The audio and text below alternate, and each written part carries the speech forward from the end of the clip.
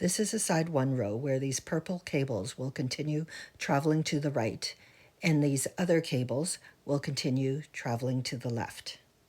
I'm working these stitches as per the 3 rules of fission knitting. I've worked to 1 stitch before the next design stitch.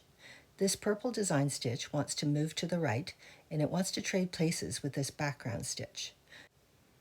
I'm going to slip this background stitch to a cable needle and hold it to the back, and then I'll work this design stitch by moving my marl to the back and knitting this through the back loop with my purple only. I'm going to purl the background stitch off of the cable needle.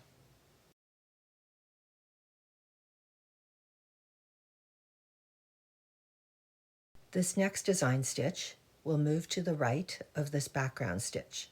So I'm going to slip the background stitch to a cable needle, hold it in back, and then I'm going to knit through the back loop of this design stitch with my purple yarn only, and then purl that background stitch. I'm going to keep working with the remainder on this side, and then when I get to the other side, I'll show you how to work the others. I've worked to the cables that are going to move to the left. I'm going to work right up to the first design stitch. This design stitch wants to trade places with the background stitch to the left of it. I'm going to slip that design stitch to a cable needle, hold it in front. I'm going to purl the background stitch, and then I'm going to work the design stitch from the cable needle by moving my marl to the back and knitting through the back loop with the orange only. This next stitch is a design stitch from the back, so I'm slipping it with my marl in front. This next design stitch should move to the left, so I'm going to slip it to a cable needle and hold it in front, purl the background stitch from the left needle,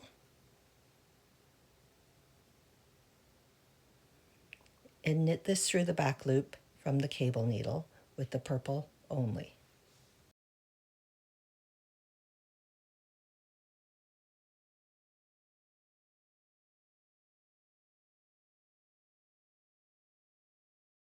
Here we have a situation where there's a design stitch from the back that's in between the design stitch on the front and the background stitch that it wants to move to the right of.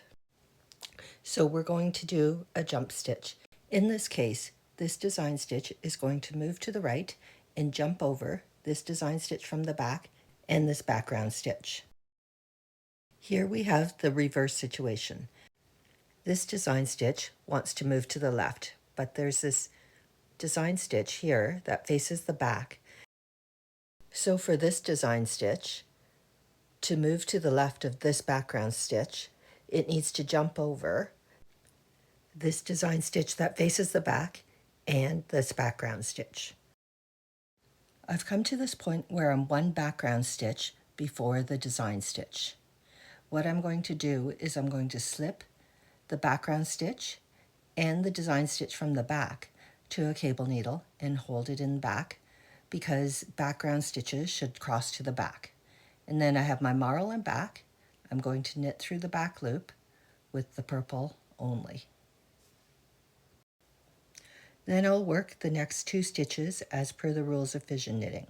So I'll purl the first stitch, and then I'll slip the next stitch with my marl in front. I have here a design stitch that wants to move to the left, but there's a design stitch from the back before the next background stitch.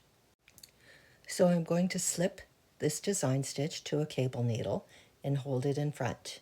And then I'll work the next stitches as per the rules of fission knitting by slipping this design stitch from the back with the marl in front and then purling the background stitch. And then I'll move my marl to the back so I can work this design stitch by knitting through the back loop with the purple only.